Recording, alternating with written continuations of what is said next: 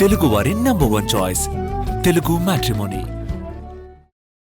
ఘటనా స్థలంలో రెస్క్యూ కొనసాగుతోంది. మా ప్రతినిధి శ్రవణ్ అక్కడి నుంచి మనకి లైవ్ లో జాయిన్ అవుతున్నారు మరింత సమాచారంతో. శ్రవణ్, సీఎం వచ్చి వెళ్లారు, అక్కడ పరిస్థితి అంతా కూడా అబ్జర్వ్ చేశారు, అధికారులతో మాట్లాడారు. ఏం డిసైడ్ చేశారు?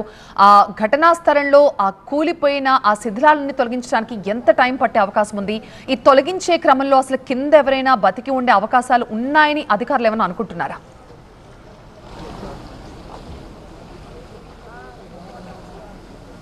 అదే సీఎం ఇక్కడికి రావటం స్పాట్లోనే రివ్యూ నిర్వహించారు. ఎక్కడైతే 3 అంతస్తుల భవనం కొలాప్స్ అయిందో అక్కడ రివ్యూ నిర్వహించారు. అధికారులతో కలిసి కంపెనీ ప్రతినిధులతో కూడా కలిసి ఒక రివ్యూ నిర్వహించారు. ఏం జరిగిందనేది తెలుసుకునే ప్రయత్నం చేశారు. అసలు సంఘటన ఎలా జరిగింది, జరిగిన తర్వాత కంపెనీ తీసుకున్న సహాయక చర్యలు ఏంటి, భద్రతా ప్రమాణాలు ఎలా ఉన్నాయి, ఇన్స్పెక్షన్స్ ఎలా ఉన్నాయి, ఇవన్నీ కూడా సీఎం స్పాట్లోనే రివ్యూ చేశారు. అయితే సీఎం కంపెనీ ప్రతినిధుల వ్యవహారంపై కాస్త అసహనాన్ని సీఎం వ్యక్తం చేశారు. ప్రమాదం జరిగినప్పటి నుంచి ప్రభుత్వం మంత్రులతో పాటు కూడా, అంటే రాష్ట్రాన్ని నడిపించే మంత్రులు కూడా ఇక్కడ ఉండి పర్యవేక్షిస్తున్నారు. కానీ కంపెనీకి సంబంధించిన ప్రతినిధులు ఇక్కడ లేకపోవటం ఏంటి, ఇంత పెద్ద కంపెనీని నడిపిస్తున్న కంపెనీ ప్రతినిధులు బాధ్యతారాహిత్యంగా వ్యవహరిస్తే ఎలా అంటూ సీఎం అసహనం వ్యక్తం చేస్తే కంపెనీ ప్రతినిధులు దానికి సంజాయిషి ఇచ్చే ప్రయత్నం చేశారు. కంపెనీకి చెందిన వైస్ ప్రెసిడెంట్ కూడా ప్రమాదంలో మృతి చెందారు. వెంటనే కూడా మాకు కంపెనీ ఉన్నత హైకమాండ్ నుంచి మాకు ఆదేశాలు వచ్చి ఎటు సహాయక చర్యల్లో పూర్తిగా కంపెనీ పాల్గొనాలని. సో వెంటనే మేము సహాయక చర్యల్లో పాల్గొన్నాము. ప్రతి హాస్పిటల్లో మా కంపెనీకి సంబంధించిన ప్రతినిధులు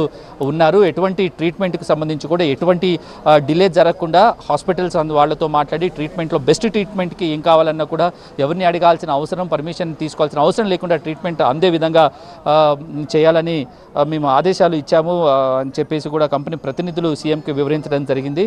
సో ఈ కంపెనీలో ఉన్న భద్రతా ప్రమాణాలు ఏంటి, ఇన్స్పెక్షన్స్ ఏం జరిగాయి, పీరియాడికల్ ఇన్స్పెక్షన్స్ జరిగాయా, పీరియాడికల్ ఇన్స్పెక్షన్ జరిగినప్పుడు ఏమైనా ఫాల్ట్స్ని, ఏమైనా లోపాలను గుర్తించారా, లోపాలను గుర్తిస్తే ఎటువంటి లోపాలను గుర్తించారా, దాని మీద ఏం రిపోర్ట్ ఇచ్చారు, ఇచ్చిన రిపోర్టు మీద కంపెనీ ఎటువంటి చర్యలు తీసుకుంది, ఇవన్నీ వీటి మీద కూడా పూర్తి స్థాయి నివేదిక సీఎం కోరటం జరిగింది. సో ఎప్పుడెప్పుడు ఏ ఇన్స్పెక్షన్స్ నిర్వహించారు, సో కంపెనీలో ఎంతమంది పనిచేస్తున్నారు, వాళ్ళలో ఉన్న స్కిల్డ్ ఎంప్లాయీలు ఎంత, అన్స్కిల్డ్ ఎంప్లాయీలు ఎంత, ఇవన్నీ గుర్తించారు. సో ఎక్స్గ్రేషియా బాధితులకు, చనిపోయిన కుటుంబాలకు అయ్యొచ్చు, ట్రీట్మెంట్ తీసుకుంటున్న వాళ్ళకి అయ్యొచ్చు, పరిహారంగా కంపెనీ నుంచి ఎటువంటి పరిహారం తీసుకునే విధంగా చర్యలు తీసుకున్నారని కూడా సీఎం కంపెనీ ప్రతినిధుల నుంచి అడిగారు. ఇది కేవలం ఒక ఘటనగా కాకుండా మానవతా దృక్పథంతో, హ్యూమన్ యాంగిల్తో ఈ సంఘటనని కంపెనీ డీల్ చేయాలి, కమర్షియల్గా ఆలోచించకూడదంటూ చేశారు. సో ఎటువంటి పరిహారం కంపెనీ నుంచి అందించే ప్రయత్నాలు చేస్తున్నారని కూడా సీఎం వాళ్ళ నుంచి ఆరా తీశారు. సో ఓవరాల్గా మృతి చెందిన కుటుంబానికి ₹1 కోటి పరిహారం అందేలా, దాంతోపాటుగా కూడా పూర్తిగా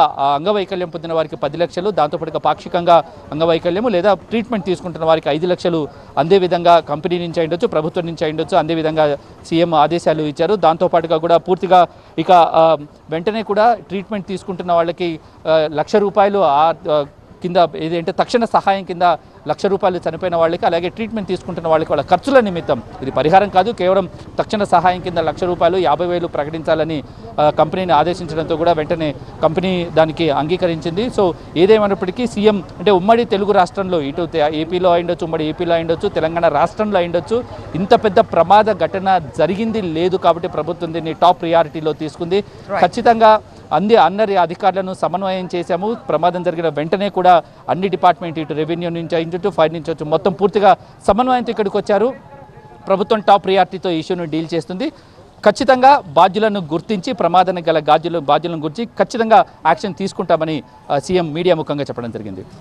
రైట్ శ్రవణ్, సిగాచి దుర్ఘటనకు కారణాలపై దర్యాప్తు మొదలైంది. ఘటనా స్థలం నుంచి ఆధారాలు సేకరిస్తున్నారు ఎఫ్ఎస్ఎల్ టీం. మరోవైపు ధృవ హాస్పిటల్లో చికిత్స పొందుతున్న సిగాచి బాధితులు ఎవరైతే ఉన్నారో వారిని ముఖ్యమంత్రి రేవంత్ రెడ్డి పరామర్శిస్తున్న దృశ్యాలు ప్రస్తుతం మీరు స్క్రీన్ పై చూస్తున్నారు. తెలుగువారి #1 చాయిస్ తెలుగు మ్యాట్రిమోనీ.